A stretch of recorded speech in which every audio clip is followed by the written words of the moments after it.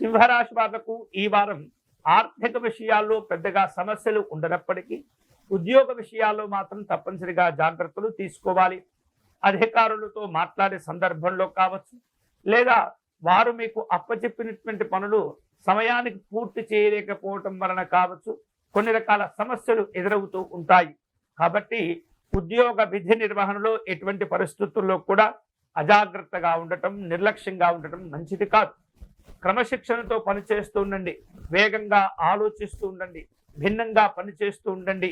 అందరికంటే ముందు మీ యొక్క బాధ్యతలను పూర్తి చేసుకునేటటువంటి ప్రయత్నం చేస్తే కనుక ఉద్యోగస్తులకి ఈ వారం ఎటువంటి సమస్యలు ఉండవు. ఇక వ్యాపార సంబంధమైనటువంటి అంశాల్లో ఈ వారం మంచి పురోగతిని సాధించుకోగలుగుతారు. ఎన్నో రోజులుగా ఎదురు చూస్తూ ఉన్నటువంటి స్వంత ఇంటి నిర్మాణ కళ అనేది ప్రారంభించుకునే అవకాశాలు ఉండబోతున్నాయి. కుటుంబ పరంగా ఈ వారం సుఖము, సంతోషము, సౌకర్యాలను పొందగలుగుతారు.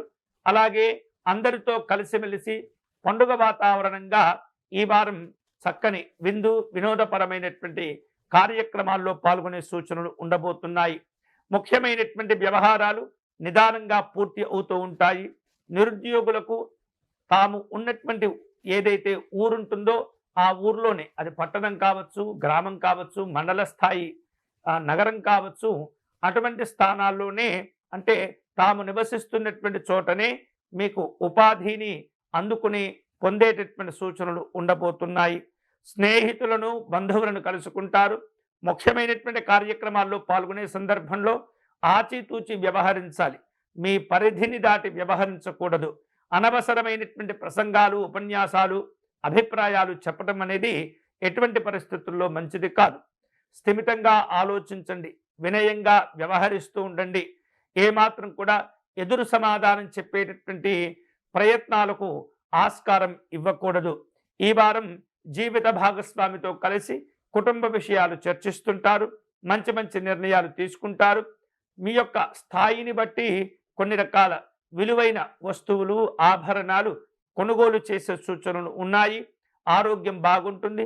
గతంలో ఎవరికో మీరు ఇచ్చినటువంటి అప్పులు కావచ్చు, లేదా మీ ద్వారా ఇప్పించినటువంటి బాకీలు కావచ్చు, వాటిని తిరిగి వసూలు చేసుకోగలుగుతారు. అటువంటి విషయాల్లో ఈ వారం అనుకూలంగా ఉండబోతుంది.